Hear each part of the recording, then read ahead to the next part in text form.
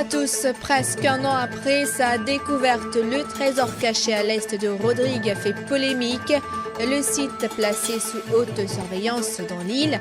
Entre-temps, les hypothèses planchent pour le trésor du pirate de la Buse. Contre vents et marées, il a survécu après 20 heures passées en mer. Un touriste russe secouru à 10 000 nautiques par un bateau de pêche au large du Morne ce matin. La liste des accidents mortels s'allonge à 70 morts avec 2 nouvelles victimes. Un quinquagénaire et un jeune de 20 ans tués en moins de 24 heures. La flamme des Jeux des îles de l'océan Indien ravive la ferveur des habitants du Sud ce dimanche. Elle fera le tour du pays jusqu'au 19 juillet prochain. Et puis, cinéma, 25 ans après la sortie du film Le Roi Lion, le remake promet d'être spectaculaire. 7 juillet 1730, 7 juillet 2019, 289 ans après l'exécution du pirate Olivier Levasseur, surnommé la Buse, le mystère entourant le trésor de la Vierge du Cap refait surface, surtout après la découverte d'un trésor à Rodrigue en août dernier par 2 chercheurs mauriciens. Un mystère qui passionne depuis des décennies les chasseurs de trésors. Christina Lélan. Ce pirate, originaire de la région de Calais en France, a fait ses armes dans les Caraïbes lors de la guerre de sécession d'Espagne. En 1716, il rencontre le capitaine John Taylor après le naufrage de son navire l'Indian Queen, lorsqu'il s'embarque sur le navire du capitaine pirate Edward England. Au retour des Mascareignes, John Taylor et Olivier Levasseur décident d'abandonner le capitaine England et mettent le cap vers l'île Maurice et ensuite vers l'île Bourbon. Le 8 avril 1721, Taylor et Levasseur découvrent le navire portugais de la Vierge du Cap en réparation dans le port de Saint-Denis. La Vierge du Cap avait pour but de ramener au Portugal, après 10 ans de mission, le vice-roi des Indes orientales portugaises et sa cour, ainsi que de fabuleuses richesses accumulées lors de cette période. Les 2 pirates le prennent d'abordage et deviennent maîtres du navire. La Buse et Taylor s'emparent alors de la précieuse cargaison. Rivières de diamants, bijoux, perles, barres d'or et d'argent, meubles, tissus, vases sacrés et autres objets de culte précieux. Un trésor qui s'élève à environ 5 milliards d'euros, selon les historiens. Selon les experts, il s'agirait de la plus grosse prise de l'histoire de la piraterie. Après la réparation de la Vierge du Cap, fraîchement renommée le Victorieux, la Buse et Taylor repartent en chasse. En 1729, il est capturé par le capitaine Dermite, qui le fait prisonnier sur l'île Bourbon pour y être jugé. Refusant de négocier avec le gouverneur, il est condamné à être pendu le 7 juillet 1730, soit 289 ans, jour pour jour. Selon la légende, juste avant son exécution, il aurait jeté un cryptogramme dans la foule en s'écriant « Mon trésor, à qui saura le prendre ?» Le coffre découvert à Rodrigue en août dernier recèle bel et bien un trésor. La confirmation a été donnée par le commissaire de l'environnement, Richard Payendi, ce dimanche. Il souhaite que ce site soit inscrit sur la liste du patrimoine mondial de l'UNESCO. En tout cas, cette fameuse découverte provoque déjà la polémique.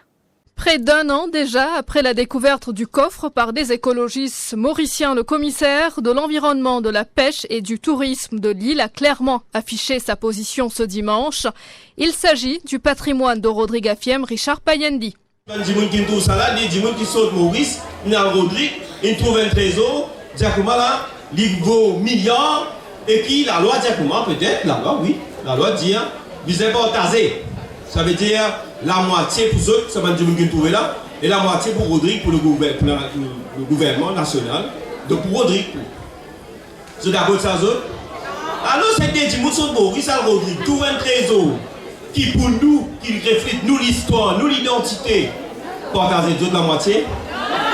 Vous regardez comment les gens d'accord là, c'est qui d'accord? Nous parler. Intervenant à l'occasion de la journée de la culture rodriguaise au centre Nelson Mandela à la mi-journée, Richard Payendi a demandé le soutien des Rodriguais dans ce combat. Nous laissons aller encore en 2020 à dire, moi, je ne pas mener un combat personnel. Je veux dire, je ne pas commis de l'Assemblée régionale. En tant que Rodriguais, je ne pas mener un combat personnel. Les autres suivent moi. Et là, tu veux le poursuivre là? Nous parler, même si la loi dit, moi je suis envie que ce site-là vienne un patrimoine mondial. La réplique du ministre Mentor ne s'est pas fait attendre. Il faut respecter la loi, soutient Sanirou Diognot. Toutes affaires sont réglementées par la loi. Et tout ce qu'il faut faire en ce qui concerne un trésor-là, nous pouvons faire d'après la loi. Nous ne sommes pas capables contre la loi. Si nous allons contre la loi, du monde qui a affecté la cour, et il parle de raison là-bas. Et nous, pour perdre face. Est-ce que nous les trouvons dans une situation comme ça? Est-ce que, dans le dia, ça, ils trouvent à Rodrigue? Mais même si ça, ils trouvent à Rodrigue, situation là, c'est pas pareil. Nous pouvons bizarre à dire d'après la loi, nous avons la loi qui réglemente tout ça. Quoi qu'il en soit, la bataille entourant ce trésor ne fait que commencer. Plus de peur que de mal pour un touriste russe disparu dans le lagon du Morne hier. L'homme âgé d'une quarantaine d'années a finalement été retrouvé sain et sauf après plus de 20 heures en mer ce dimanche. Il faisait du kitesurf quand il a disparu sous les flots. Il a été secouru à 10 000 nautiques au large du Morne par un bateau de pêche. La liste des victimes d'accidents de la route s'allonge avec 2 nouvelles victimes, portant le nombre de tués à 70 depuis le début de l'année.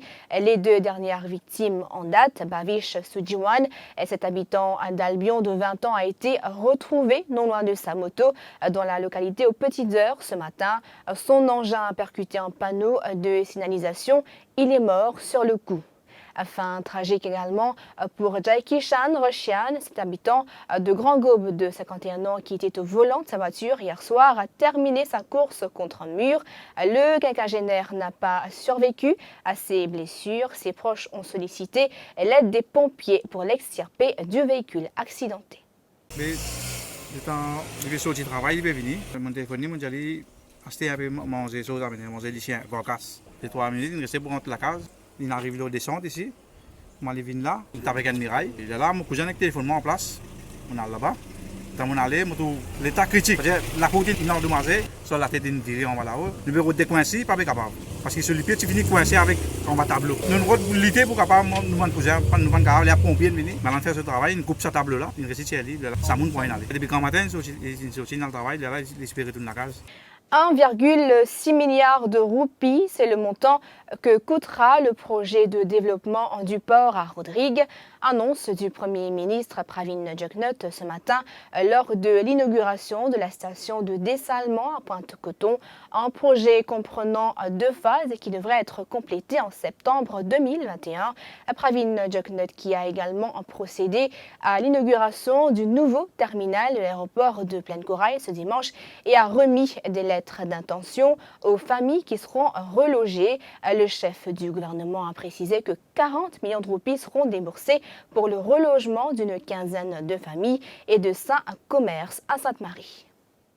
Dès son arrivée à Maurice ce matin, la flamme des Jeux des îles de l'océan Indien a sillonné ce dimanche le sud de l'île.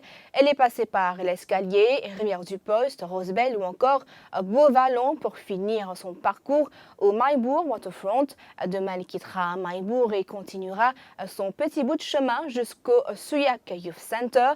Ainsi, jusqu'à la cérémonie d'ouverture des Jeux est prévue le 19 juillet prochain au Stade Anjalé. La flamme des Jeux fera le tour de l'île.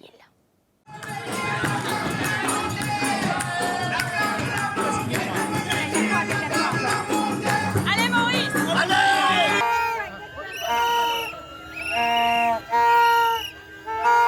En tout cas, nous sommes bien fiers pour la première fois. On gagne ça dans nos petits pays, l'île. Mais à Mandalbert, surtout, nous sommes bien motivés, nous sommes bien contents. Et nous souhaitons qu'il va tout. Ouais, Tout prend beaucoup de médailles d'or. Nous, l'île Maurice, à la nous venons. Nous tous nous sommes gagnants. Ok? Je suis bien content. Cette année-ci, nous raflons maximum médailles. Et je veux dire à toute l'équipe et aussi mes collègues, le ministre du Sport, toute seule l'équipe, bien organisée. Et nous souhaitons bonne chance à tous nos athlètes, nous des autres. Allez Maurice, nous avons gagné toute bonne victoire et toute bonne médaille. Hier, nous sommes vraiment patriotes. J'encourage mes athlètes. Nous disons allez Maurice, bravo. Je suis bien fière de soutenir tous nos athlètes mauriciens. Nous fiers d'être mauriciens et nous tous de cœur avec eux. Je souhaite bonne chance. Première fois que je vais défiler. C'est joli, mais je me gâche au cœur pour la première fois, mais les Maurice.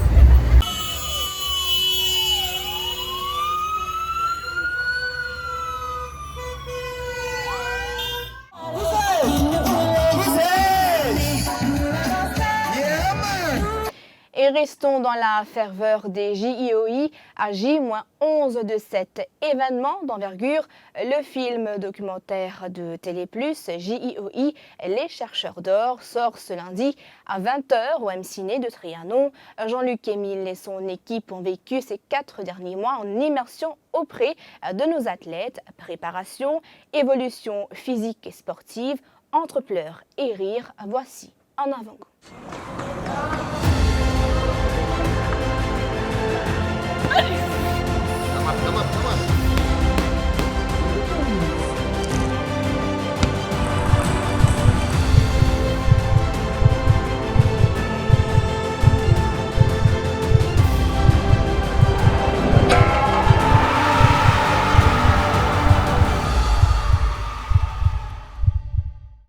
Incursion à présent dans la savane africaine.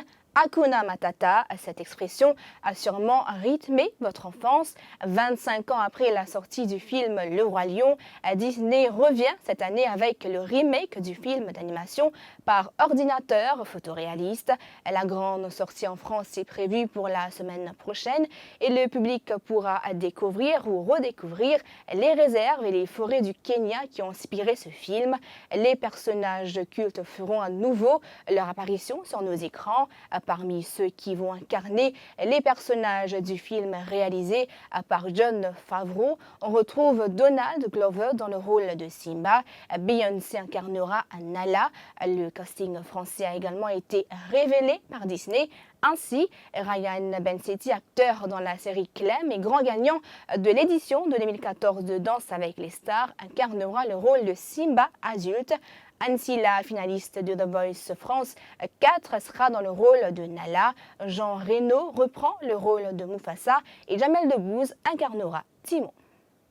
Fin de ce journal, merci de l'avoir suivi et comme vous le savez, l'info continue sur le www.defimedia.info.